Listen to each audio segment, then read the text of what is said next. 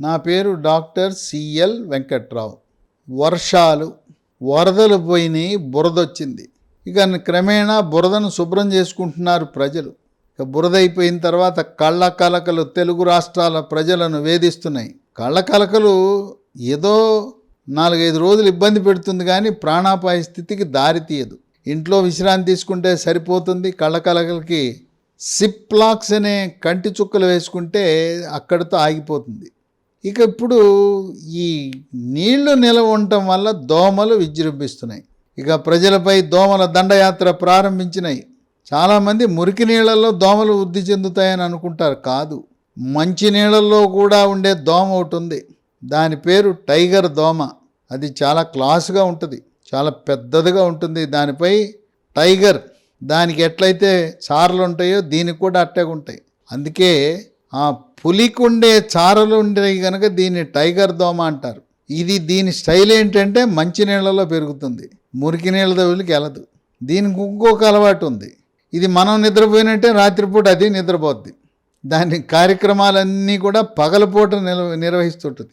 పగలపూట కుడుతుంది. ఎవరు ఊహించరు పగలపూట దోమలు కుట్టవనుకుంటారు. దోమ అంటే అందరికున్న మనకు అభిప్రాయం ఏంటంటే మురికి నీళ్ళల్లో పెరుగుతాయి, రాత్రిపూట చీకటి పడ్డా కుడతాయి అంటారు. ఈ టైగర్ దోమ మంచినీళ్ళల్లో పెరగటము, పగలపూట కుట్టటం, ఇది చాలా భయంకరమైన వ్యాధికి కారణమవుతుంది. టైగర్ దోమ డెంగీ అనే జ్వరం వస్తుంది. డెంగీ వల్ల కొన్ని ప్రాణాలు కోల్పోయాం. డెంగీ అది ఎలా ఉంటుందంటే దాని లక్షణాలు జ్వరం, ఒళ్ళు నొప్పులు, వికారం, వాంతులు, ఒంటిపై దద్దుర్లు, కంటి వెనక భాగాన తీవ్రమైన నొప్పి వస్తుంది, తలపోటు వస్తుంది, కీళ్ళ నొప్పులు, కండరాల నొప్పులు, నడుము నొప్పి, ఈ విధంగా బాధ పెడుతుంది. దీంట్లో ఉన్న ప్రమాదం ఏంటంటే డెంగీ జ్వరం వచ్చినప్పుడు రక్తంలో ప్లేట్లెట్ కణాలని తగ్గిపోతాయి. సాధారణంగా 150,000 నుంచి 4 లక్షల వరకు ఉంటాయి ప్లేట్లెట్ కణాలు. ఇవి ఎముక మూలుగు నుంచి ఉత్పత్తి అవుతాయి. అవి కేవలం 72 గంటలే వాటి యొక్క ఆయుష్. 72 గంటలు అవగానే పగిలిపోతాయి. ఈ ప్లేట్లెట్ కణాలు డెంగీ వ్యాధి వచ్చినప్పుడు తగ్గిపోతాయి. మనం రక్త పరీక్ష చేసినప్పుడు సిబిపి అనే పరీక్ష చేస్తే ప్లేట్లెట్ తగ్గటాన్ని గమనించవచ్చు. కొంతమందికి ఒళ్ళు నొప్పులు, జ్వరం అన్నీ తగ్గిపోతాయి, శుభ్రంగా తింటుంటారు. అన్నీ తగ్గిపోయిన తర్వాత ఆరోగ్యంగా ఉన్నప్పుడు ప్లేట్లెట్ కణాలు పడిపోవడం మొదలవుతాయి.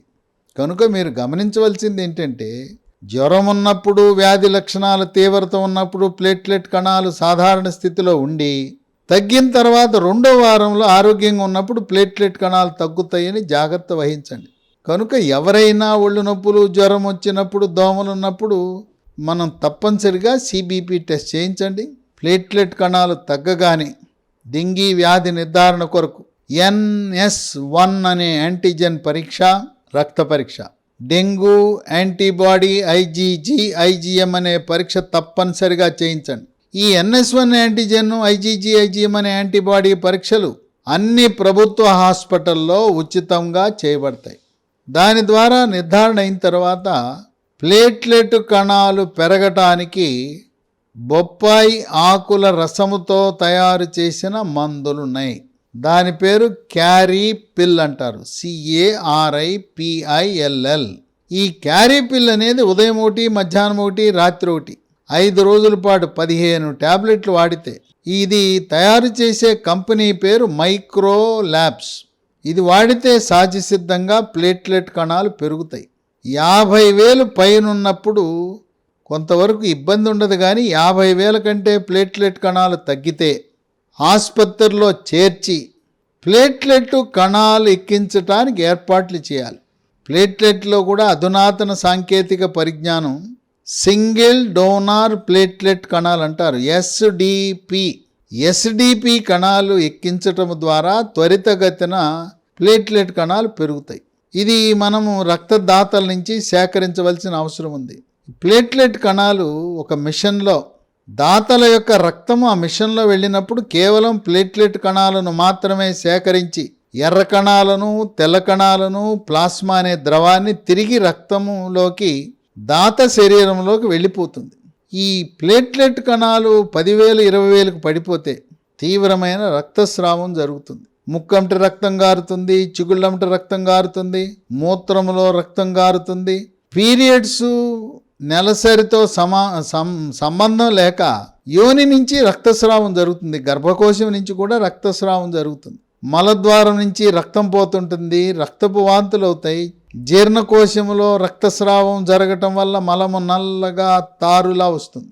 ఈ రక్తస్రావం ప్లేట్లెట్ కణాలు తగ్గటం వల్ల మెదడులో కూడా రక్తస్రావం జరిగి అపస్మారక స్థితికి వెళ్ళే అవకాశం ఉంది. కనుక డెంగీ వ్యాధిని ఎవరు అశ్రద్ధ చేయకూడదు. ముఖ్యంగా జ్వరం తగ్గిపోయింది, ఒళ్ళు నొప్పులు తగ్గిపోయినాయి, అన్నీ తగ్గిపోయినాయి, బాగా తింటున్నానని మాత్రం నిర్లక్ష్యం చేయొద్దు. ఎవరికైనా ఒళ్ళు నొప్పులు, జ్వరము ఏదొచ్చినా కూడా సిబిపి అనే అది ఎంత చాలా చవక పరీక్ష.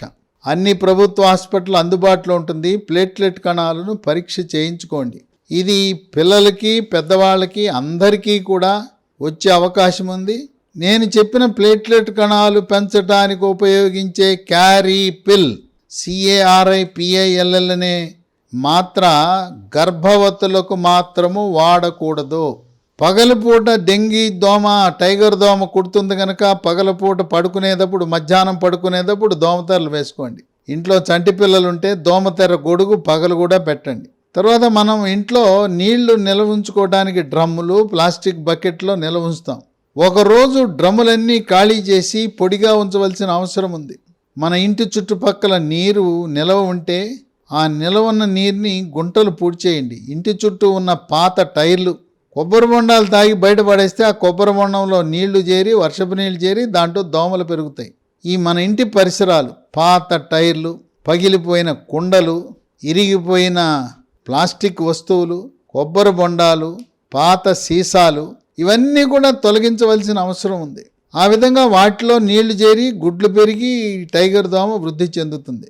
మనం బట్టలు ధరించేటప్పుడు నిక్కర్లు వాడద్దు సుమా, పైజమా వాడండి, ప్యాంట్ వేసుకోండి. వీటి గుణం ఏంటంటే దోమలు ఎప్పుడు కాళ్ళ మీద కుడతాయి.